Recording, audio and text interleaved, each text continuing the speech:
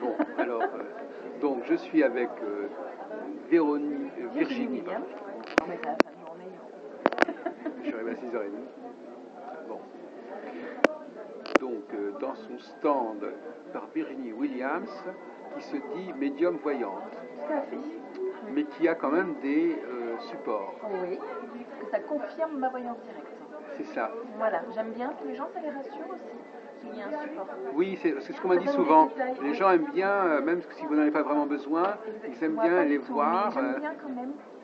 Oui, ça Et confirme puis en un plus, peu, ils comprennent, ils voient des choses. il y a un dessin, Ils ça voient un leur dessin parle, et parfois voilà. c'est embarrassant pour le voyant parce que on sort une carte qui est un petit peu embarrassante et Moi, pas après- du tout. non mais le client lui ça peut Lui, il se pose des questions, il il va se demande. dire mais pourquoi j'ai sorti la mort ou le pendu ou Alors la moi, j'ai maison pas de Dieu. de tarot, donc moi, Ah j'ai bon, pas ça. Ce sont c'est que quoi des oracles.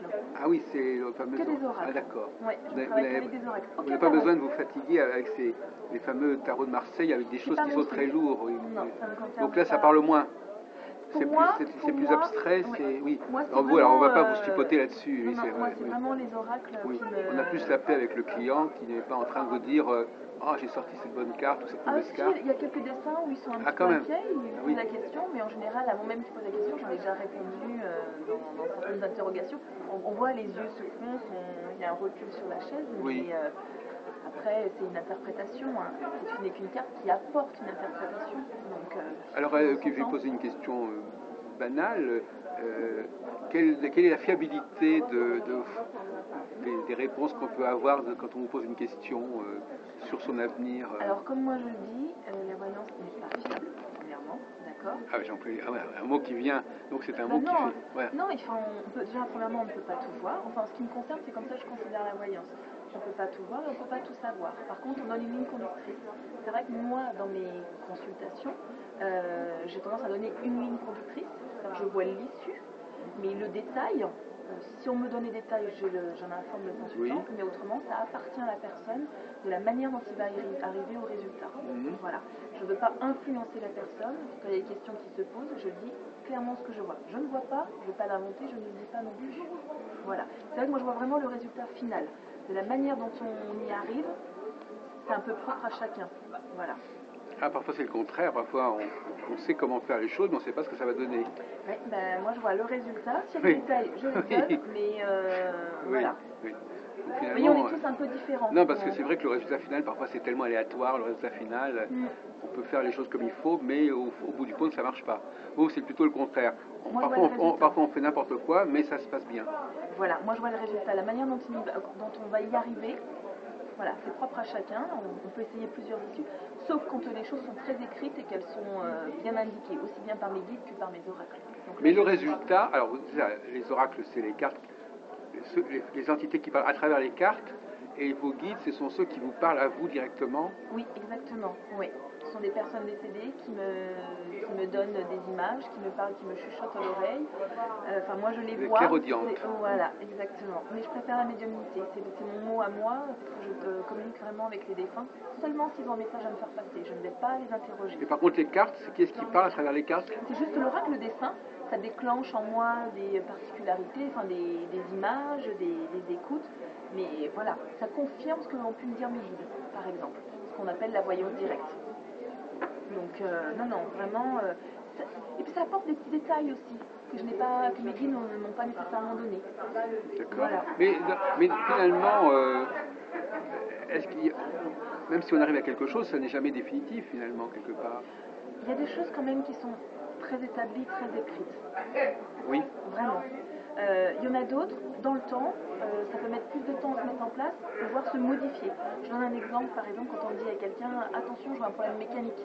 Les gens vont être très attentifs, donc ils vont plus surveiller la voiture, donc il y a des choses qui peuvent se dévier. Voilà. Et tant mieux, la voyance sert à ça aussi. Donc, et souvent les gens disent « Non, il ne s'est rien passé dans ma voiture. Ah, aussi, ou alors j'étais chez le garagiste, on a vu un petit problème, mais je l'ai anticipé. » Je l'ai réglé. Oui. Voilà. Parce qu'on l'a mis sur la route, on lui a dit attention, il y a des petites choses à. Voilà, une petite panne mécanique, ou voilà, ce genre de petites choses, quand on le voit, autant le dire. Mais ça peut se dévier. Oui, c'est ça, on peut dévier le coup. Oui. Oui. Mais pas les choses fondamentales.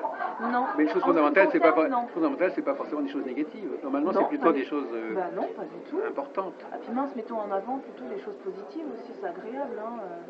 Oui. La vie, elle n'est pas faite que de choses positives. Hein. La vie est faite de haut et de bas aussi. Donc, je pense que quand on vient consulter, il faut aussi accepter que une vie, ou en tout cas un destin, ce n'est pas linéaire. Oui. Il faut se laisser, il faut accepter que les choses peuvent être difficiles avant d'accéder à quelque chose de positif. Oui, il faut passer par des stades. Oui, et puis ça fait grandir, ça fait évoluer, et puis parfois c'est pour obtenir quelque chose de meilleur. Donc je pense que dès l'instant où on le comprend, les choses sont beaucoup plus appréciables. En tout cas dans une consultation de voyance. Mais finalement, comme vous dites, la personne ne...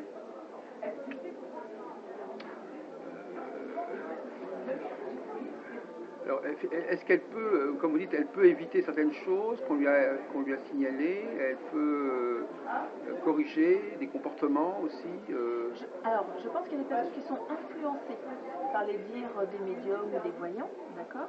Donc je pense qu'il y a des petites choses qui peuvent être modifiées. Mais tout dépend de la manière dont on amène la voyance, dans la façon dont on consulte. Voilà. Moi, comme je dis, je vois des choses qui sont très claires, les gens ils me disent non, Virginie, ce n'est pas possible. Ils reviennent en me disant, et j'insiste beaucoup parce qu'il y a des choses qui sont très claires, très nettes, donc je vais les préciser. Même s'ils se dévient, et qu'ils n'ont pas envie d'y croire, qu'ils dévient un peu leur destin, on revient. Il y a des choses qui, pour moi, il y a des choses qui sont très, très écrites et très ancrées. Voilà. Comme par exemple d'être avec quelqu'un, ou d'être dans une ville, ou dans une profession. Quels sont les exemples de choses comme ça, très ancrées, oui. Il y a une personne qui fait ses études et qui dit c'est vraiment le métier que je veux faire, on va dire dans le paramédical par exemple. Et en fait, cette personne vient me consulter, je lui dis vous ne resterez pas dans ce milieu. Je vois carrément changer de métier. Oui. Et elle me dit mais non, c'est pas possible, j'adore ça. Je dis oui, vous aimez ça à un temps donné dans votre vie, ça va durer un temps. Et vous allez vraiment bifurquer sur autre chose. Les personnes n'y croient pas du tout. Quelques années plus tard, ils viennent vous voir en disant oui, vous aviez raison, mais alors, j'y croyais pas du tout. Et tant mieux qu'ils n'y croient pas. Comme ça, ils ne sont pas influencés. Après, il y a l'inverse. Oui, parce que si on est influencé, on va essayer de chercher le changement. Oui. Ce que je trouve dommage. Il faut laisser les choses se mettre en place. Pareil, quand on dit aussi, oui, vous allez vraiment réussir, les gens aussi qui se disent, je reste sur mes acquis, de toute façon, je vais réussir, je ne vais pas faire plus d'efforts. La réussite, c'est aussi un travail de fond. Ça se travaille. La réussite, elle ne tombe pas non plus nécessairement toujours sur le point de vue. Il y a une réussite, mais il y a du travail fourni derrière. Ok, le feng shui qui peut aider. Dirait votre ami Thora. Lui, il m'a expliqué qu'il suffisait de changer des choses dans son appartement pour que la chance arrive. C'est ce qu'il m'expliquait aussi. Moi, je ne connaissais pas bien, mais c'est ce qu'il m'a expliqué, oui. Puis après, il y a une question de feeling aussi dans la voyance. Ça ne peut pas fonctionner avec tout le monde non plus. Il y a des gens qui sont très fermés, il y a des gens qui sont très ouverts. Comme je dis, à un moment donné, en fin de consultation, c'est un échange. Quand moi je dis des choses, il faut aussi que les gens soient attentifs, parce que les gens sont sélectifs dans ce qu'ils expriment. Vous voyez, ils viennent en consultation pour une question bien précise, ils attendent une réponse précise. Si on ne leur apporte pas, ils n'entendent pas nécessairement la réponse. Voilà. Donc il faut une ouverture d'esprit quand on fait de la voyance. Alors, il y a le domaine professionnel qui peut jouer, et dans le domaine affectif, c'est assez compliqué, non? Mais, par exemple, je suis avec telle personne, est-ce que je dois rester avec cette personne, ou est-ce que c'est cette personne qui me convient, ou maintenant c'est plus... À un temps donné. Oui. Moi, c'est ce que je dis. Pendant un temps donné, c'est une personne qui vous convient. Mais si je vois la rupture, je suis obligée de dire que je ne vous vois pas, je ne peux pas confirmer que c'est votre âme sœur. Parce que les gens utilisent beaucoup ce mot, la femme de ma vie, ou l'homme de ma vie, voilà. Il y a des choses qui sont très écrites où on sent que ça va durer très longtemps. Ça peut être votre femme de votre vie ou l'homme de votre vie pendant 15 ans, 20 ans. C'est quand même déjà pas mal, oui. C'est un beau parcours quand même, c'est une belle histoire à vivre. Oui. Donc voilà, je pense que c'est une définition des termes utilisés et que les gens vont eux-mêmes interpréter. Oui, vous êtes consciente de ça, oui. Ah oui, moi vraiment. Donc c'est ça que j'essaye de dire aux gens, attention, je ne peux pas dire que c'est votre âme sœur, en tout cas si ça l'est, je n'utilise pas ce terme, mais c'est vraiment, pendant un temps donné, je vois une relation qui va durer énormément de temps. Voilà. Je suis pas dans je pense qu'il y a des choses qui peuvent évoluer, et la voyance, elle évolue aussi avec le temps. On donne une précision pour un temps donné, et puis les choses évoluent après. Par exemple, bon, je ne sais pas, mais est-ce qu'on pourrait faire une expérience? Je ne sais pas si c'est vraiment déontologique, mais on pourrait faire. Je voudrais par exemple savoir.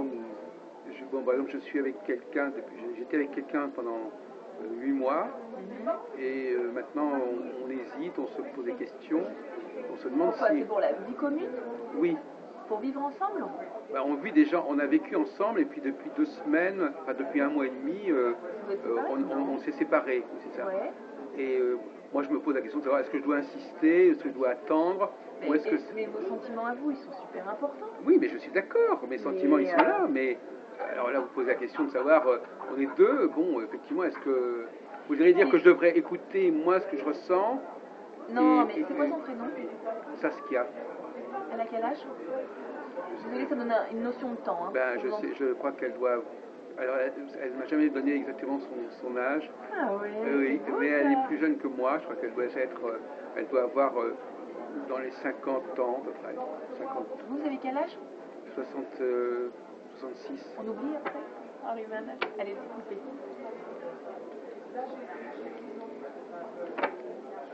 Bon, en tout cas, il y a une reprise. Hein. C'est pas terminé, votre histoire. Voilà, c'est ce qu'on me dit aussi. Absolument pas fini. Hein. Oui. Allez, tirez-moi 2 cartes. Mais c'est un peu compliqué quand même l'entente. Hein. Oui, ça a toujours été compliqué en fait, c'est vrai. C'est bizarre parce que il y a des fois où ça va être très fusionnel et après il y a de la distance, il y a des incompréhensions. Oui. Mais on se comprend sans vraiment se comprendre. Il y a des différences qui ressortent, vous voyez? C'est ce qui fait le charme de la relation. Oui, mais elle est fatigante. Oui, c'est un peu éprouvant. Voilà, et puis on se pose beaucoup de questions. Vous voyez, on est un peu dans l'incompréhension des choses et on se rend malade, hein, inconsciemment. On s'en rend malade parce qu'on se sent pas bien. Quand je dis on se rend malade, on est un peu vaseux, on se sent pas très bien dans cette situation.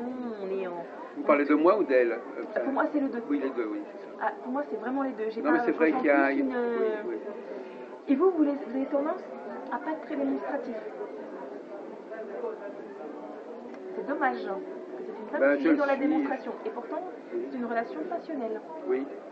Mais un peu destructrice parce qu'on a du mal à se comprendre. Il faut trouver le juste milieu. Vous avez bien décrit, oui.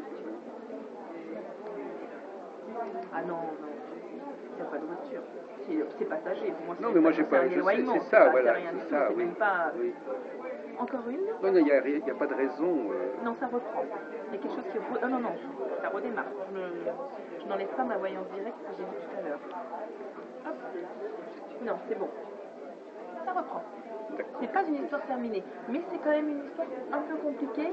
Il faut vraiment mettre le dialogue et de l'attention. Il y a un manque d'attention.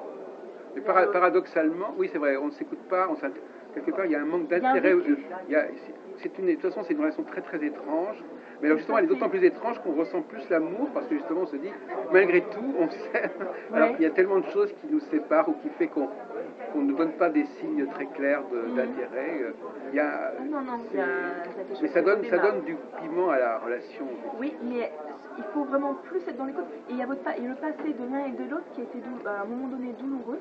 Donc on ne se lâche pas complètement. On ne s'évade pas complètement. Mais le problème qui se pose quand je vous écoute, c'est, je vous posais une question quand même idiote, c'est je ne sais pas du tout comment ça va se remettre. Non, mais pas du tout. Pas. Non, mais je veux dire, je sais pas, est-ce que c'est elle qui va revenir, parce que c'est elle qui a décidé de partir. C'est du détail. Ouais, d'accord, c'est le détail. Ce qui est important, c'est de savoir que ça va fonctionner, ça va se faire. Exactement. Et puis quelque chose à faire rapide. Oui. Hein, moi je dirais 2-3 mois, il y a quelque chose. Voilà. C'est un peu hypothétique, mais voilà. Moi je gère les choses très calmement, parce que moi je sais que dans ces cas. Vous manquez de dynamique parfois. Et c'est dommage. Oui.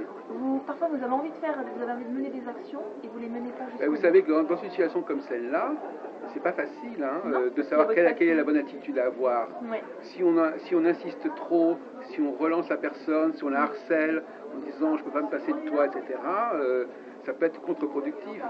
Maintenant, si on ne donne pas signe de vie, la personne dit tu vois bien, tu peux très bien te passer de moi, tu peux m'oublier, etc.